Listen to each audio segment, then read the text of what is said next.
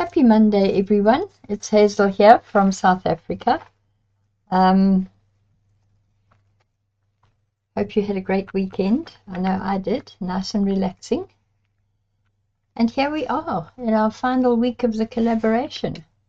It's quite kind of sad, isn't it? But never mind, it's been great fun, and I'm very happy with what we've managed to do so far. Okay, so today's prompt is stencils. So what I'm doing is a kind of a masterboard cross background page kind of a thing, because I want to try and use mostly stencils for everything. So I've just got to put some background color down and wait for that to dry, and then we'll be able to go for it. Just want to dampen my sponge slightly. Here we go. Now I'm doing kind of a light green base to start off with. Where's my little spray bottle? That's always so much easier. There we go.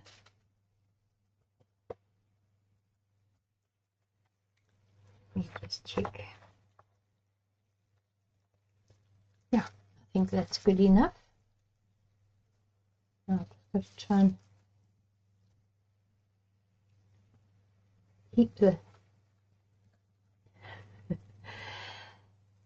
plastic glove out of my way.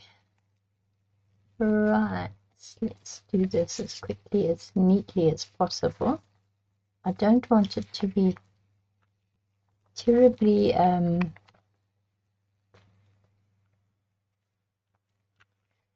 sorry, I just need to focus here.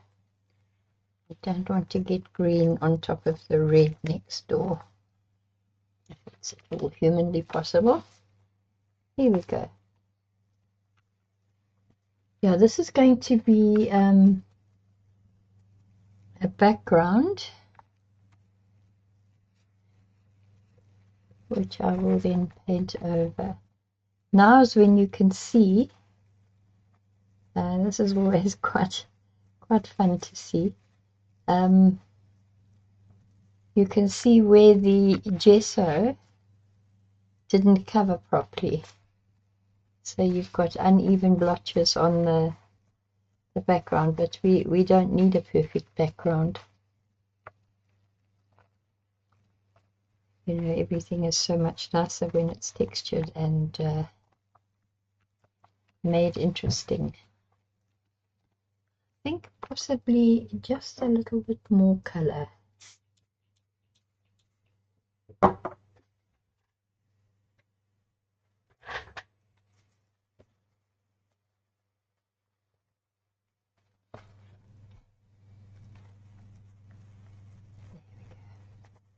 Ooh, now isn't this looking fun? Okay. This is what I love about mixed media. It's kind of, you're never quite sure exactly what you're going to get. You know what I mean? Here we go. Now I can take with my manky little plastic glove, and we need this to dry.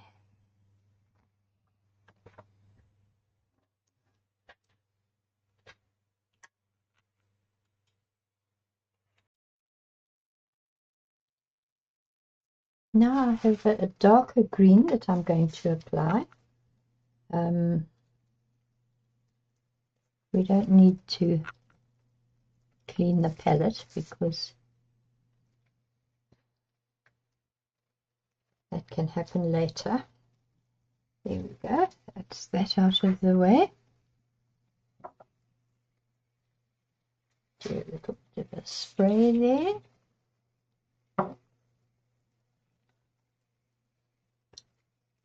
And of course, the other nice thing about using a makeup sponge is you can turn it over and have a clean side to it straight away.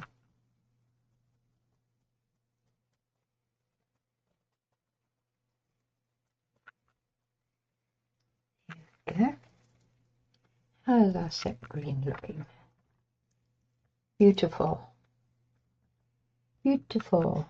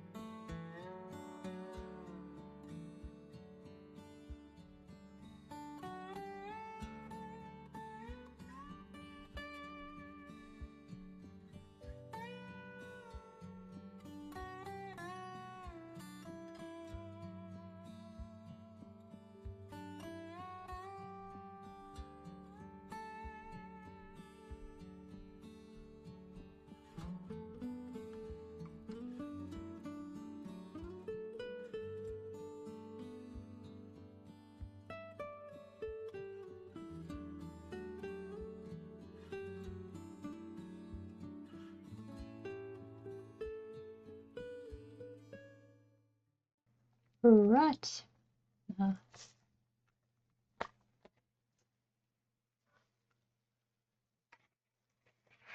There we have it. And this needs to dry now because it's quite wet and messy.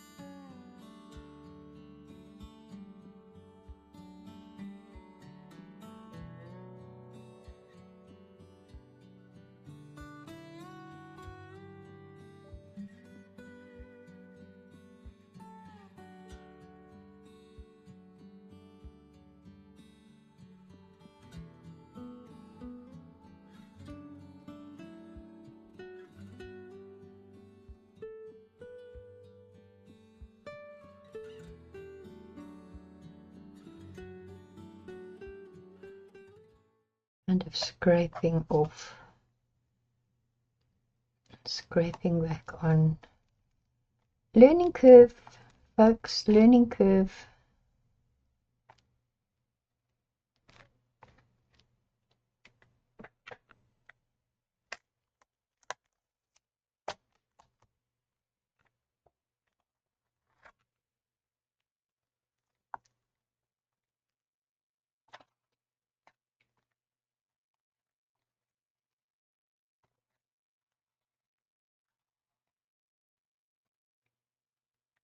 Okay, let us assume that that is enough.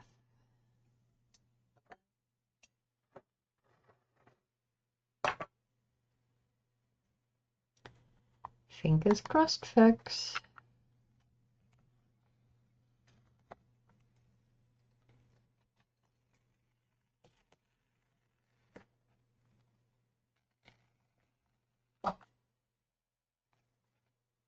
A little bit messy, but it could have been worse. Now what I'm going to do is rush off and wash the stencil quickly, so I can come back and apply again further up the page.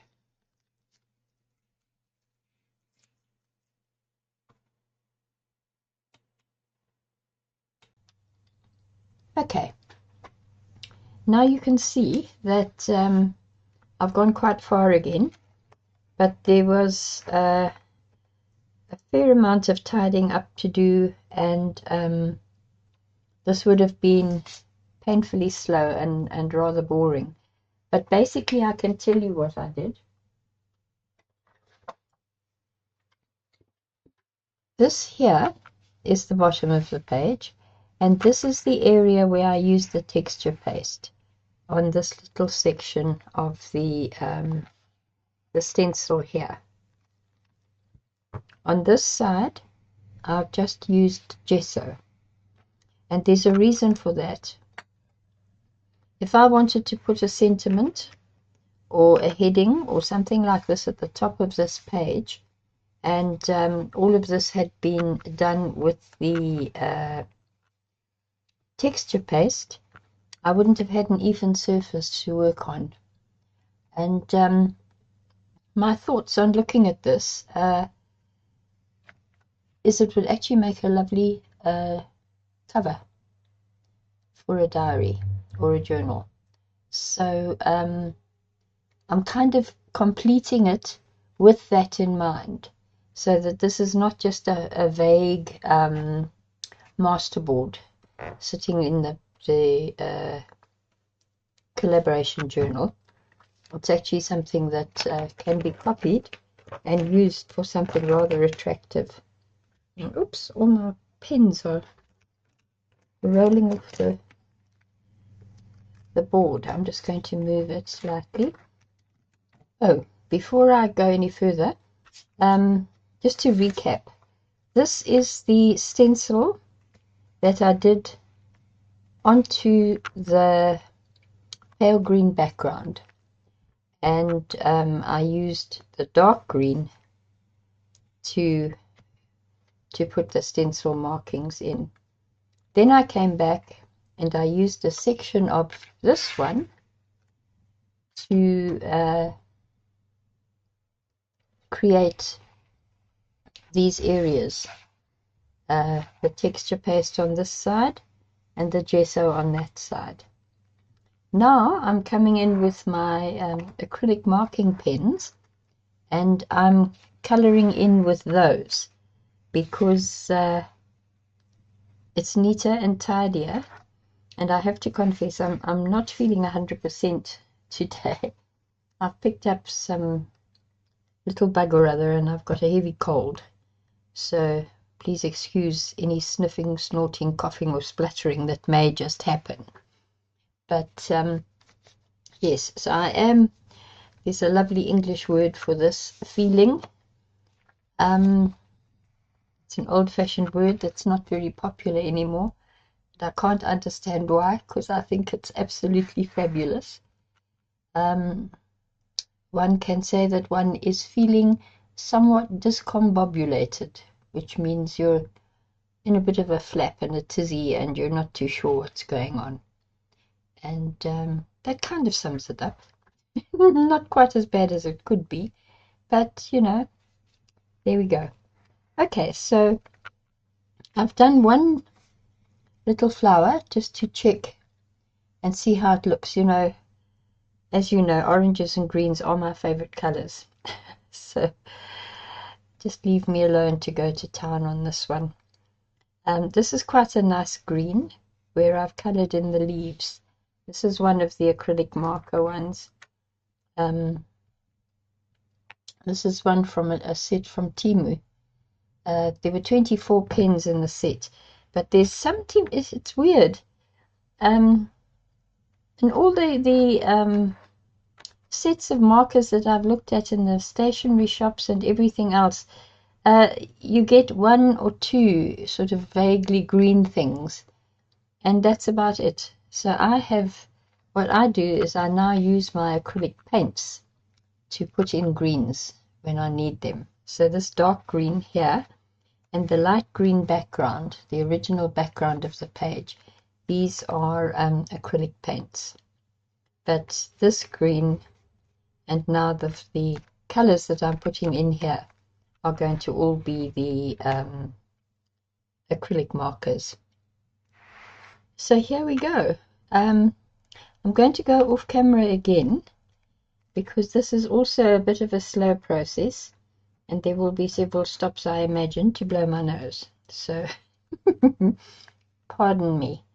But let me explain this to you first, just so that you get the gist of it. I've used this color. These markers, unfortunately, I've noticed all markers don't have names or numbers on them. They just say marker or something vague like that. But that is the center. It's a very pale orange. Then this marker is very vivid colors. This is the one I got from Temu. And what I'm doing here is I'm just putting this in at the bottom of the petals.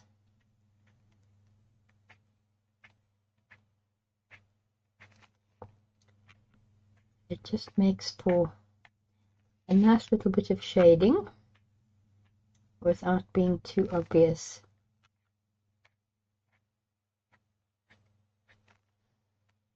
And of course I am being lazy. I'm not turning the book around, am I? Okay, then this is one of the original little sets that I bought, which is a much paler orange, as you can see here. But it's nice because it blends into the darker one. And I find if I start at the top, you know, in the pale section with the pale ink or pen, and come down into the darker one, the blending is far nicer.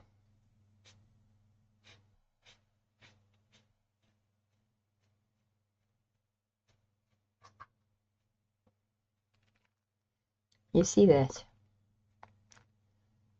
It's rather nice, isn't it? I'm going to carry on a little bit on camera. Oh, here he is again. Merlin, my boy. Here I am. There we go. See, hey, yeah. You see me, now you can go back to sleep. Such a funny old cat. Okay, so I'm going to carry on with this. Speed it up, I imagine. And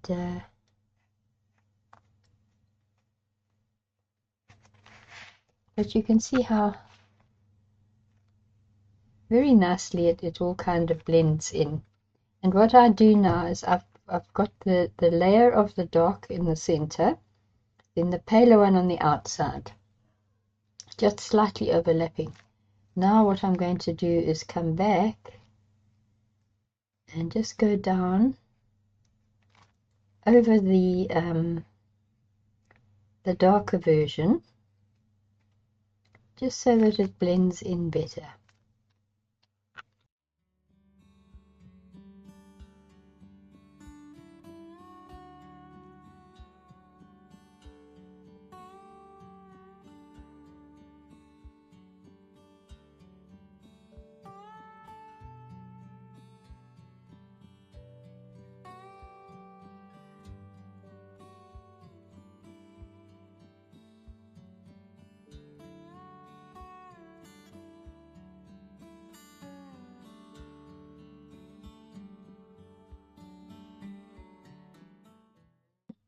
Now what I've got here, it's this kind of, one could almost call it a mustardy orange, pale mustard, whatever.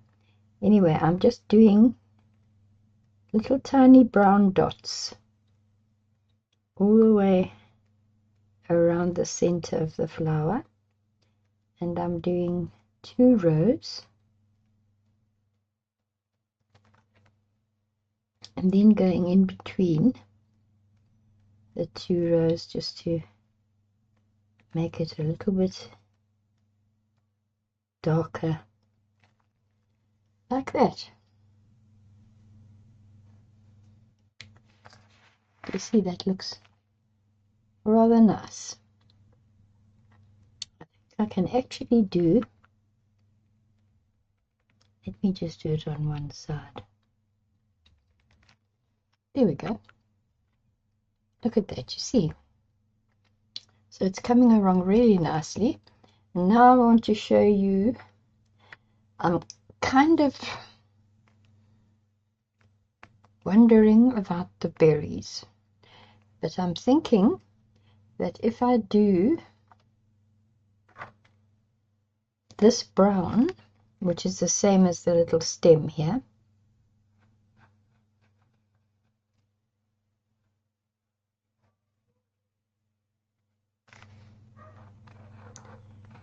let me just do these 3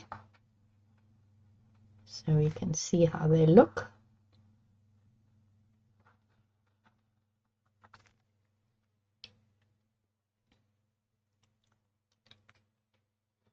Actually, I can carry on with some more while I wait for this to dry, because I'm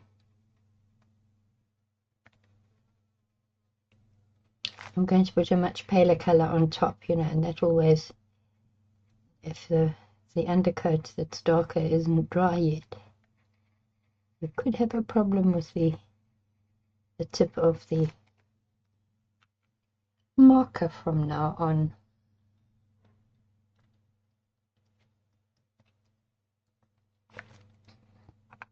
Now here you can hear the difference in the sound, I think. I imagine you'll pick it up. This is now being done on the texture paste.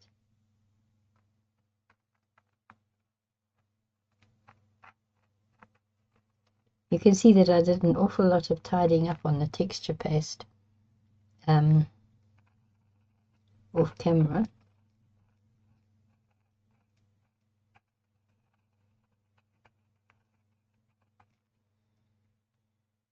There we go. It's quite nice, isn't it? Okay, let's have a look with the pale color. Now this one is dry. Oh yes, I like that. Yes.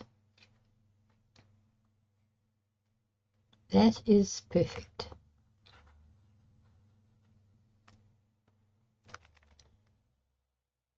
That is definitely what I want to do here.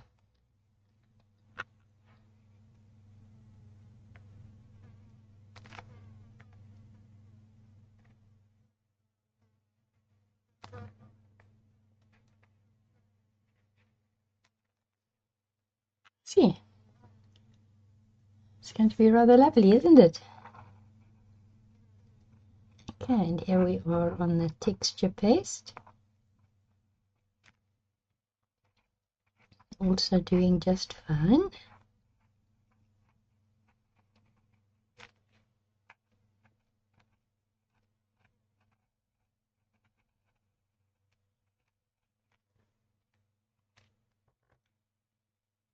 Yes, that was definitely the right decision, I think. So now we can go ahead and finish these colors, and then we should be around about ready. Now, I think you might have realized by now that I cannot resist the urge to fiddle. And fiddle I am doing, starting particularly here, because I've seen and decided that I would like to outline the upper stencil, you know, the top stencil, which is the, I suppose we can call it the focal point stencil, and outlining everything is just making it all look so much better. So that's what I'm doing here.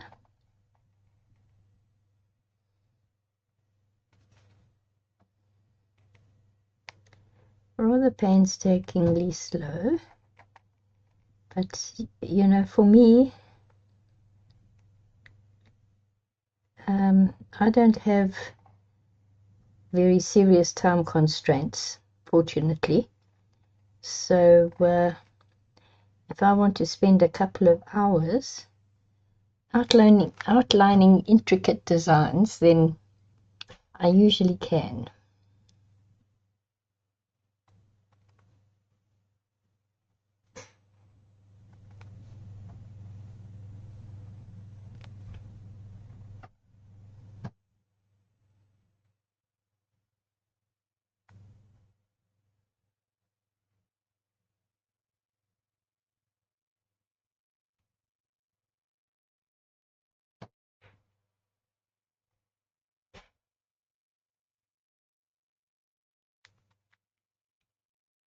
I think that's looking lovely. You know, compared to this section here, this is looking so much clearer and so much more interesting as far as I'm concerned. Let me just want to do these little wiggly bits here too, I think.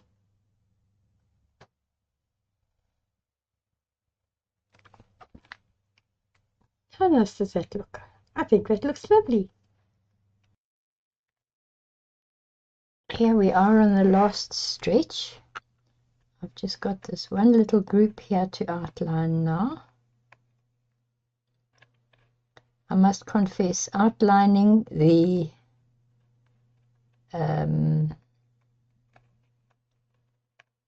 texture pasted stencil has not been an easy task.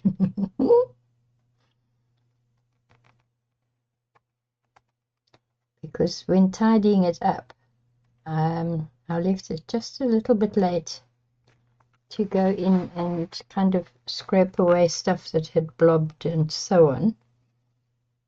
So it had solidified, and I couldn't do as much as I had hoped. And if I hadn't been outlining, nobody would have been any the wiser, would they? But here we are. Nearly done. Just a couple of leaves left to do.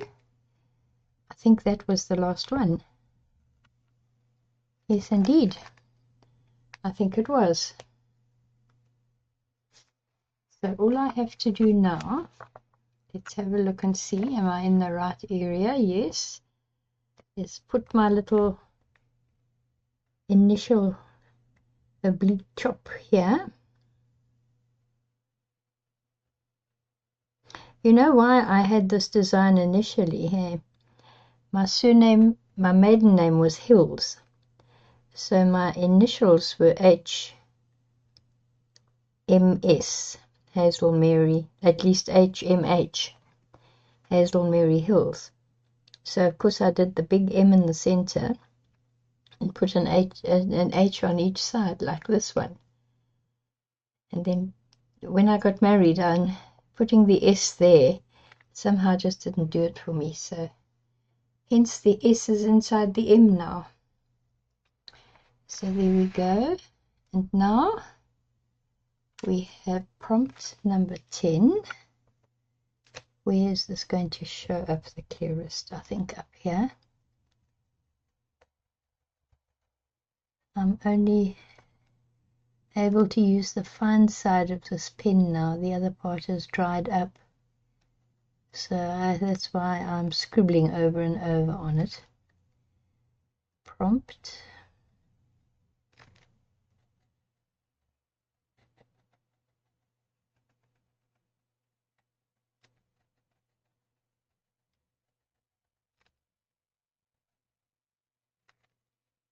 Oh, it looks like this side is also running out. Prompt 10.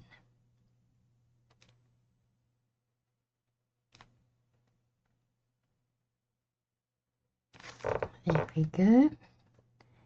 And the prompt was stencils. And I think we've done a pretty good job with stencils, don't you? I don't do stencils enough. So this collaboration has done me a world of good, because it's pointing out to me various things, like, for example, I need to work with stencils more. There we go. I'll continue with that once I'm done. So there we have it, folks. Prompt number 10, stencils. Done and dusted, and I'm very happy with it. I hope you like it, and I have just noticed that I haven't completed that last little bit there. One moment, please.